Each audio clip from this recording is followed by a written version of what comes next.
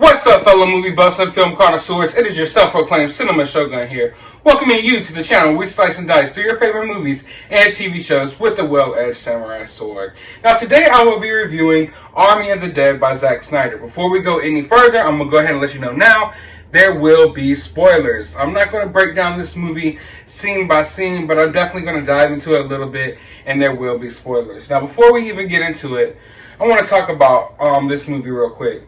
At least in my opinion, I felt like this movie at least should have been, or it's supposed to be, a statement from Zack Snyder. We know all of the drama that's been surrounding Zack Snyder and Restore the Snyderverse and the Snyder Cut. We know all of that. We know there's been a lot of trash talked about Zack Snyder. He has a passionate fan base that's been behind him. And this movie, I feel like, is very much supposed to be a statement about his skill level, his skill set, what he can actually do. And a lot of people have been crapping on this guy, you know? A lot of people have been crapping on his filmmaking abilities and things like that. And I felt like this was his opportunity to show the world what he can bring to the table. To show the world that he is bigger than the Snyder Cut. And, you know, this is his first project, you know, since Justice League. And I felt like this was his opportunity. Now, did it deliver? Let's go ahead and dive into it. Now, the movie starts off with someone getting roadhead. Like, literally, that's how the movie starts. This dude's riding down the street, getting some roadhead, enjoying himself. And you already know, it's a horror movie. I don't want to say this is like super deep horror, but this is a horror movie. And whenever someone's enjoying themselves sexually in a horror movie, you already know they're about to go out bad. So what happens? There's also, going down the same road, this military convoy. They're carrying, they don't know what they're carrying, they just know they're carrying something crazy. They're joking around like they don't know, maybe it's a UFO or aliens or some type of crazy virus. You know, and the guys who are driving in this military convoy, who are carrying the craziest, you know, secretest thing in the world, like the biggest secret of all time, you know, the biggest military secret, you know, this undisclosed item or items or whatever it is in your convoy, and you're sitting here joking around, not even keeping your eyes on the road, and they crash right into the guy that's getting roadhead, like head on. And of course, being Zack Snyder, being a Hollywood movie, the car just immediately explodes. Fiery car crash right in the middle of this guy getting some head. So, of course, that releases the zombie.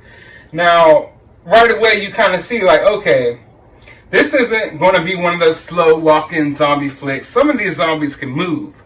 And I'm not necessarily a fan of how, like, this zombie was moving in the beginning of the movie. It kind of threw me off, you know, a little bit. He wasn't moving zombie-ish.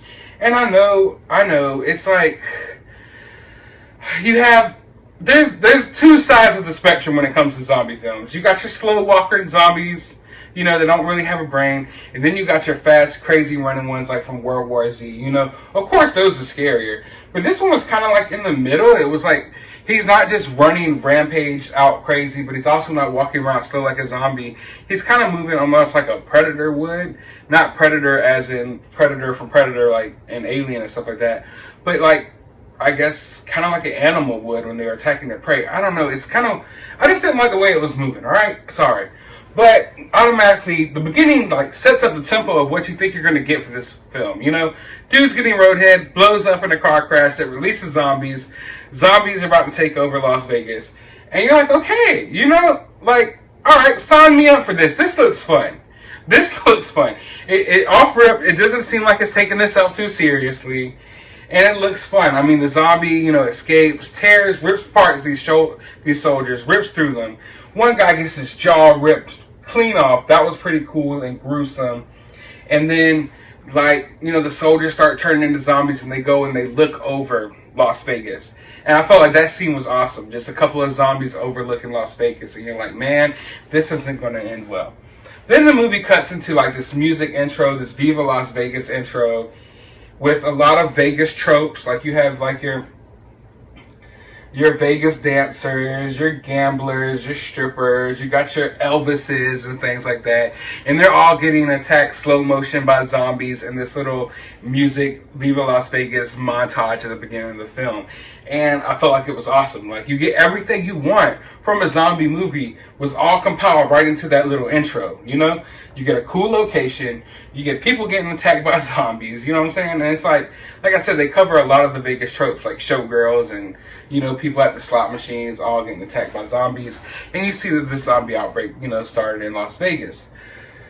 So, in that montage, I noticed a couple of things. Like, it seems like, which will be reaffirmed throughout this movie, that a lot of times the zombies move however is convenient for the plot.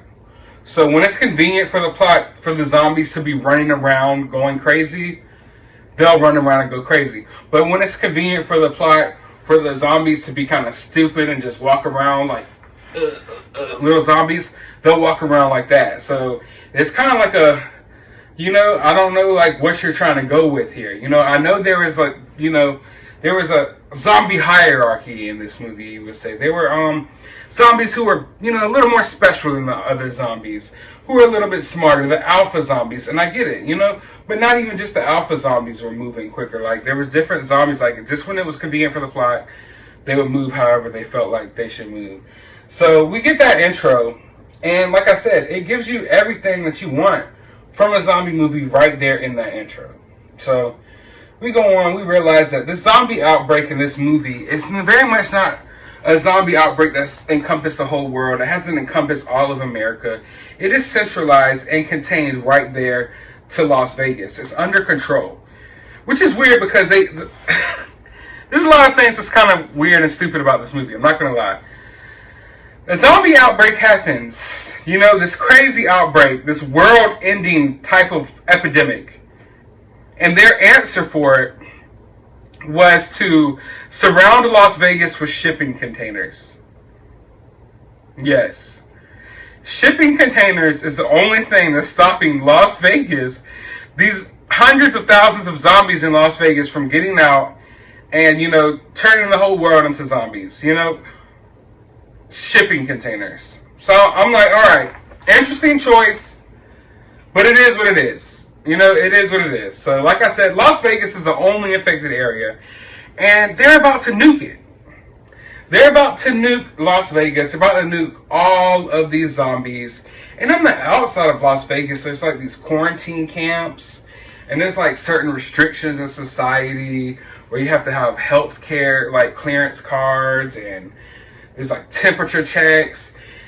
And right there, it's like, oh man, this is reminding me of current times. You know, I always say that I watch movies for escapism, but when you start seeing those little camps and the temperature checks, and you have to have health clearance to travel and to go certain places, it was like, man, like, that reminds me of exactly what we're going through right now. So you get all that. We get an idea of like what the movie's going to be about when Bautista's kind of introduced to the idea that there's $200 million in this vault in Las Vegas. They're about to nuke Las Vegas in a couple of days. And this guy wants Bautista basically to go out there and get this $200 million for him. And he could keep $50 million.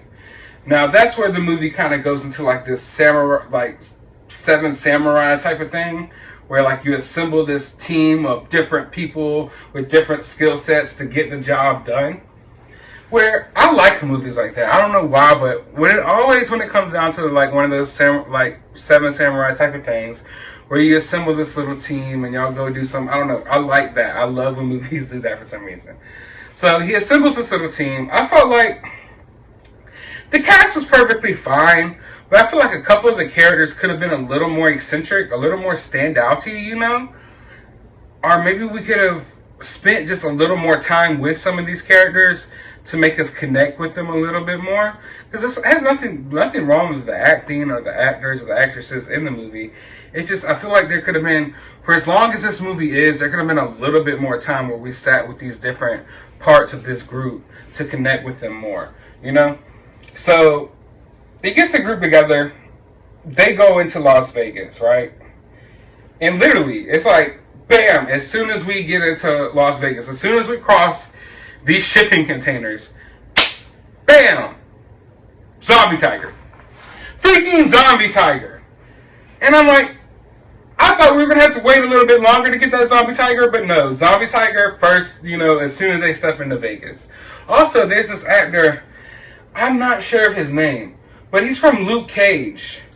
He's an actor from Luke Cage. Let's look up his name real quick. Theo Rossi, I believe is his name.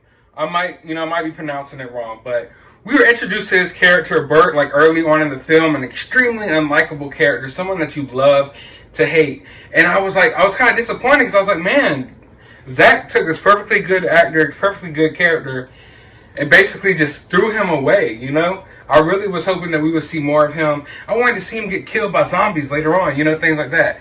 But to my surprise, he actually gets introduced to the team, and he's part of the team going in. So I'm excited about that. I'm like, man, I can't wait to see how this plays out. And then, bam, right there, first 15 seconds that they're in Las Vegas, he gets sacrificed to some head zombies. So I guess Zack did waste the opportunity right there with this character. But he gets sacrificed to these head zombies, and that whole, like, logic there is kind of, like, off to me. Maybe you can make sense of it. Like, you come in and you offer, like, a sacrifice to these head zombies, and they'll leave you alone for a little while, I guess. It doesn't necessarily make any type of sense as to why it would be like that. Like, you're sacrificing someone to zombies. Couldn't these zombies just overtake all of y'all? Like, it didn't make much sense. It didn't make much sense. But a lot of things in this movie didn't make sense. Talking about not making sense, let's talk about Bautista's daughter in this movie. I believe her name was Kate. By far the most sickening person in recent movie history. I haven't seen a movie in recent history, like last few years, with a character this freaking pointless and sickening. And it's nothing to do with the actress. She played her part perfectly well, however it was written. It was just that it was pointless to the movie. It took away from the movie, honestly. I mean, as soon as she was introduced, you get the idea that she's a brat. She's going to do what she wants to do, and you already know what's going to happen. She's going to throw this mission off in a way. She's going to run off to go do her own thing, and Bautista's going to have to worry about saving her and not worry about the heist. And, I mean, I had a problem with that. There were several moments in this movie where I felt like they kind of like paused everything that was going on to have like these emotional conversations between Bautista and his daughter. They're like 10 seconds away from walking across the shipping container yard to get into Las Vegas to go fight zombies and get $200 million. And now is the time that you want to have this little conversation with your daughter. Your friend or your teammate just gets killed by a horde of zombies.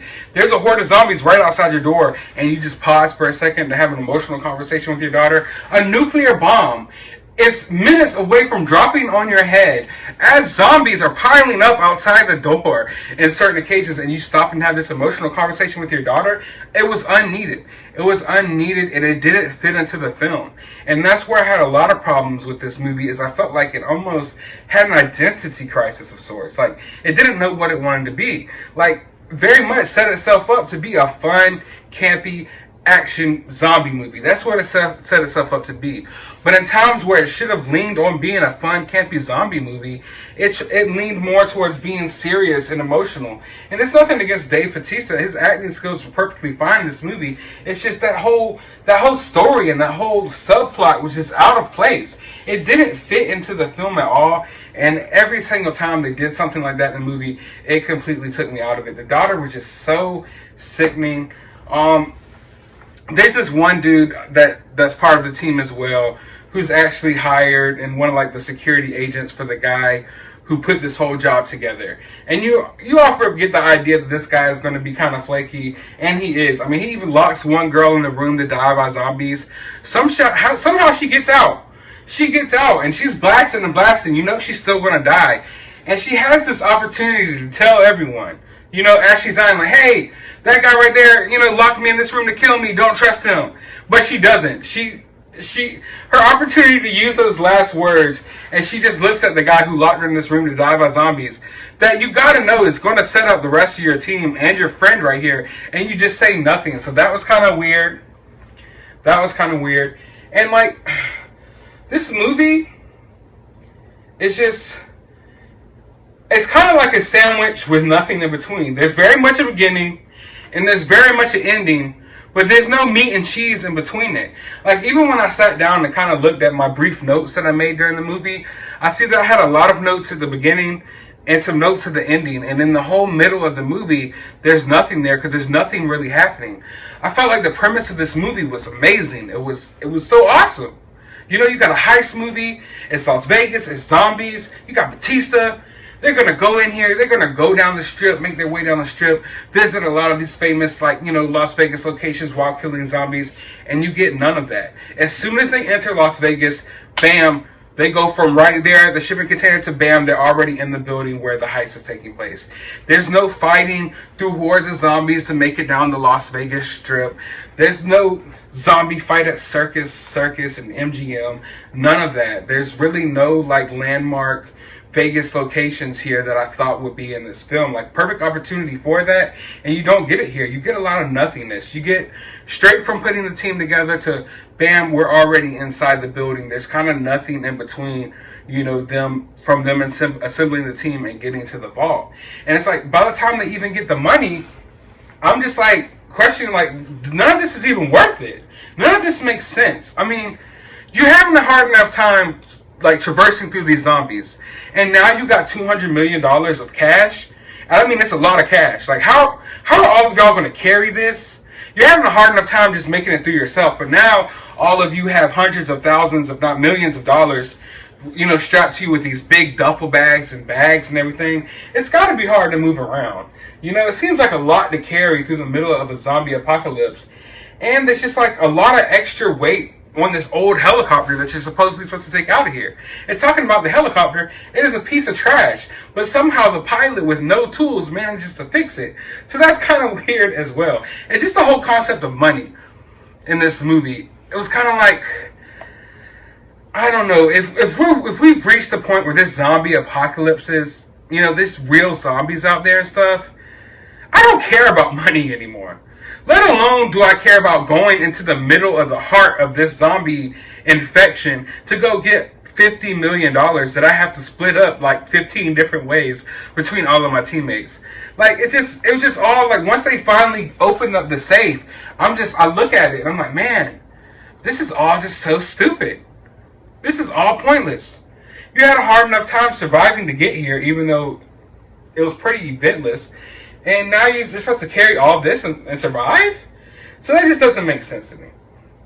And then we get another point where, and I know I'm a little bit all over the place here, but like this lady that's with Bautista, I guess it's his friend. They kind of got something going on. You can kind of tell there's a little flirtatious there. But she just randomly starts spilling her feelings to Bautista in the middle of nowhere. I mean, zombies are going crazy. Nukes about to fall on Las Vegas, and she just takes this opportunity to turn around and spill her feelings for Bautista, and I didn't need it. And I was hoping, like, man, please don't go any further with this. And then what happens? 20 seconds later, she turns around and gets her neck freaking broke. 360 all the way looking back at Bautista, and I'm like, oh my god. So there was a couple of those shock moments in this movie that I really enjoyed, but it also, like, the shock moments also made me like, did we even need that whole, like, little, you know, that whole build-up between his and her character? I'm not really sure. But you don't have to worry about any of that any longer, because she gets her neck broken really quickly. Fittingly, the flaky guy who locks the girl up, he gets killed by the tiger, which is weird because he was supposed to be going to the roof, but he gets killed on the ground floor level by the tiger. And it all comes like full circle to like, this whole thing was never about the money for them. It was all about getting a alpha zombie's head. And this guy literally had the opportunity at the beginning of the movie when they're making that sacrifice that he could have captured that zombie lady and took her head and left. I'm pretty sure these people who are going in to do this job for $200 million, they're not necessarily the, I don't want to say they're bad people, but they're not necessarily the best of the best. Like, they're not outstanding citizens. I don't believe they're operating on the same set of morals as, you know, a lot of people may be. So if you would have just told them, hey, I want you to go in here and get this zombie head for me, they probably would have done it. And it probably could have ended the movie really quickly because you literally had the opportunity at the beginning of the movie and you didn't take it. So it was just like, okay. I mean, alright. And then, it's like this whole plot with Kate looking for her friend. It's so dumb. It's completely stupid. What, in your right mind, if you think this girl, and it's not even like her real friend, it's just some girl from this concentration camp that happens to have kids, that decided, I'm going to go out here into Las Vegas and try to rob the slot machines while there's hundreds of thousands of zombies around. Stupid freaking idea. Even stupider idea to try to go looking for her by your freaking self.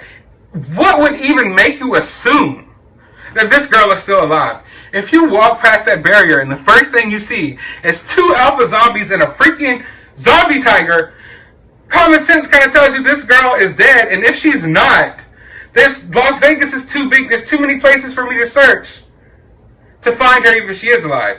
But, of course, because it's convenient to the plot, Kate walks into the right building at the right time and immediately finds her amongst thousands of zombies and broken buildings and rubble and all this crap. And it's just like, I don't know. It's kind of pointless. It's kind of dumb. They literally take away from the interesting plot of this movie with the bank heist and everything to go spend so much time over here on this Kate subplot. And they spend so much time, like, Kate worrying about saving these girls and, oh, I gotta go save these girls, blah, blah. And 2 seconds into her saving them or finding them, one of them gets killed just like that. So, there goes that payoff. There goes at least 50% of that payoff is gone. You know? So what was the point of that in the first place? There's just so much of this movie that's kind of frustrating in a way. But there's some cool like visuals. Like for one, the Zombie King has like, at some points he's like riding around on his horse. It looks pretty cool. Kind of reminds me of Planet of the Apes-ish.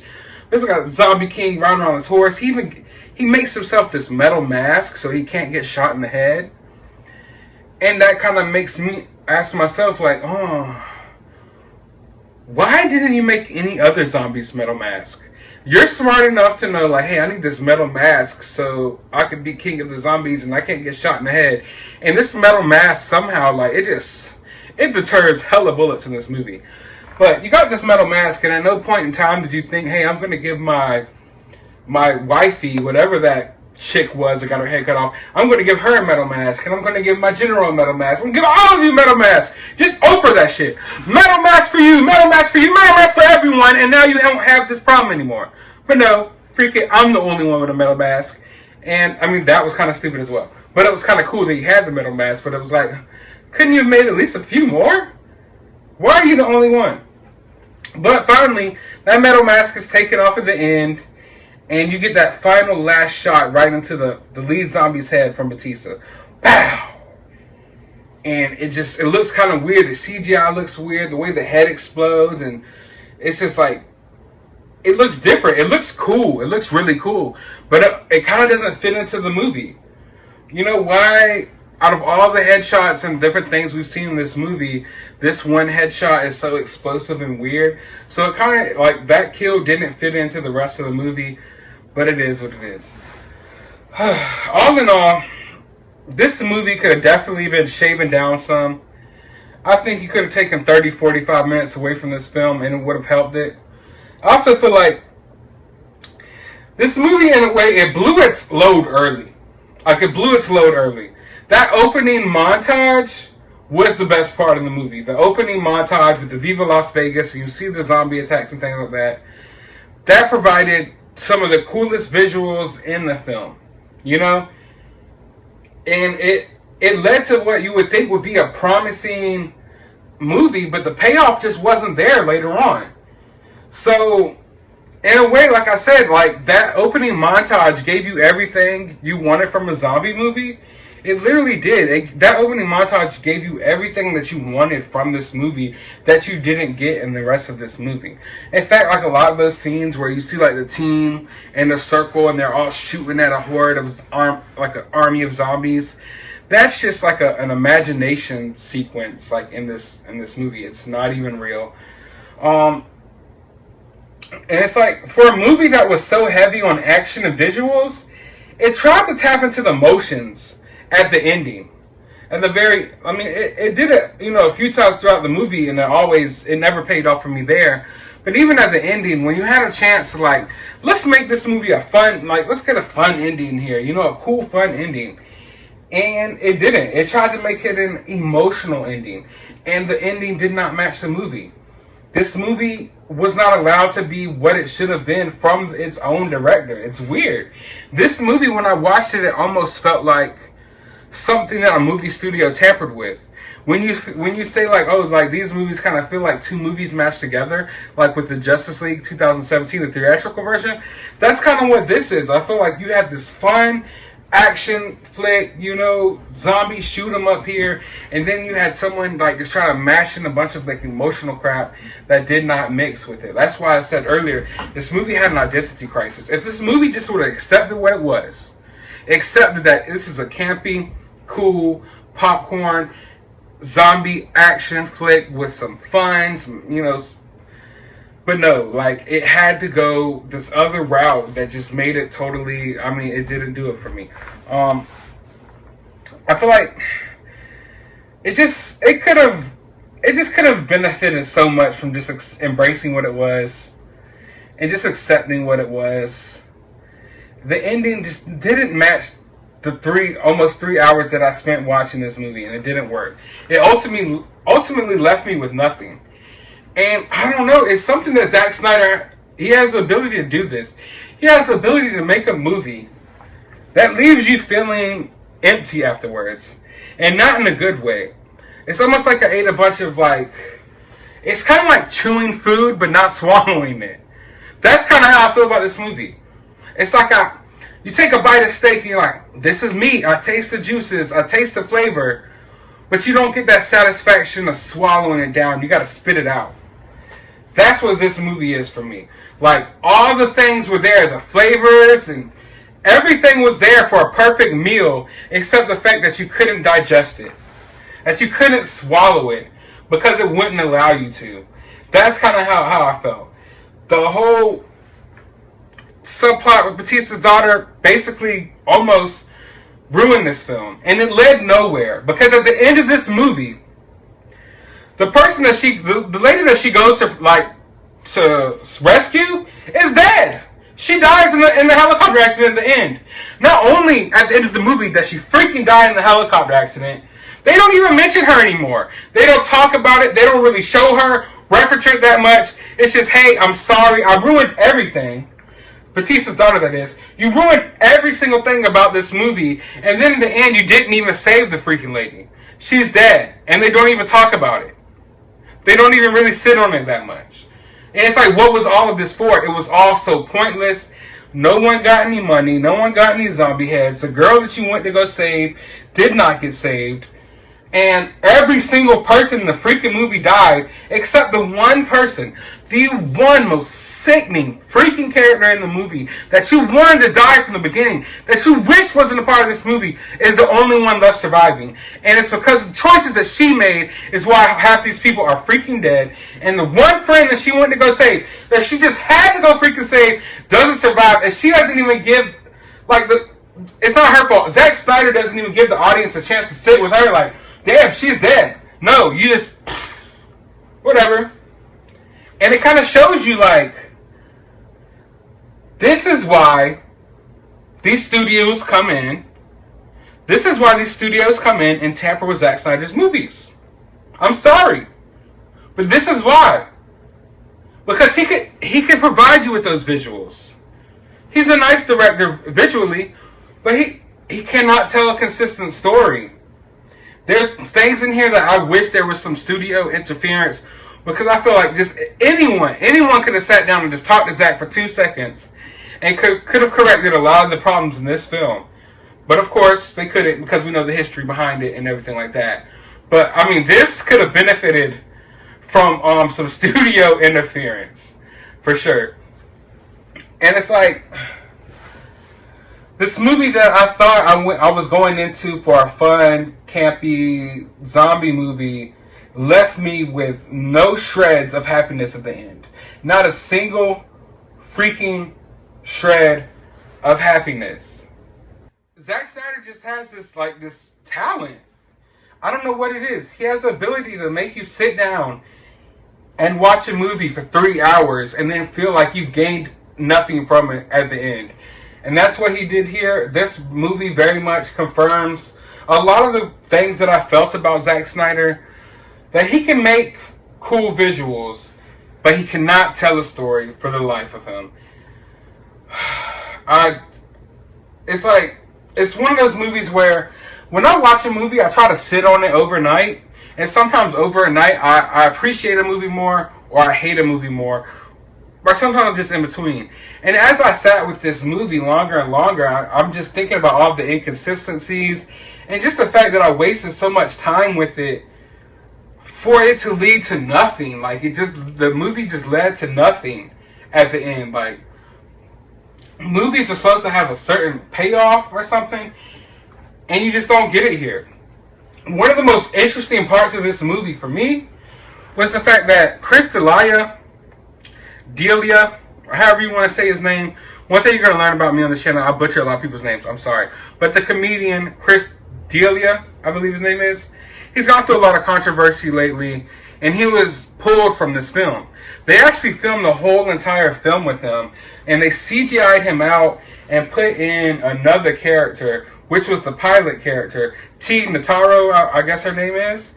And the most interesting part of the movie for me was watching it and seeing how they placed her in this movie.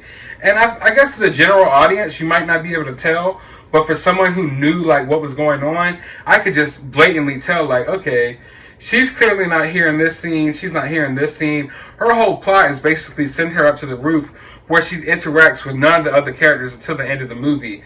So, I wonder what the movie would have been like with Chris.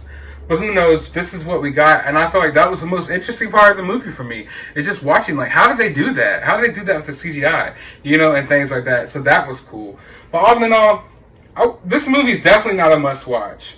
You're going to see a lot of reviews out there online, and you're going to see a lot of people brown-nosing this movie and acting like this movie is great. And I'm just going to be honest with you, it is no way, shape, or form a great movie.